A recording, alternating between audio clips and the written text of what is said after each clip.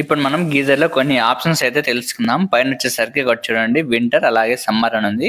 వింటర్లో ఉన్నప్పుడు వింటర్కి, అలాగే సమ్మర్లో ఉన్నప్పుడు సమ్మర్ సెట్ చేసుకోవాలి.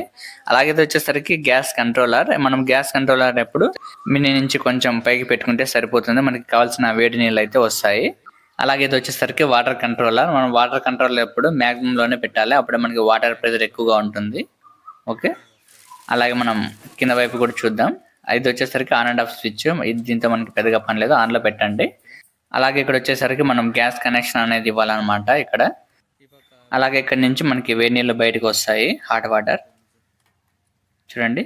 అలాగే ఇది వచ్చేసరికి మనకి ట్యాంక్ నుంచి వచ్చే వాటర్ మనం ఇక్కడ కనెక్షన్ ఇవ్వాల్సి ఉంటుంది. అలాగే దీంట్లో వచ్చేసరికి 2 బ్యాటరీస్ పెద్దవి వేసుకోవాల్సి ఉంటుంది. అలాగే పెయిన్ వచ్చేసరికి ఇక్కడ చూడండి, ఇక్కడ నుంచి గ్యాస్ లోపల మండినప్పుడు ఆ స్మోక్ అంతా బయటకు వస్తుంది.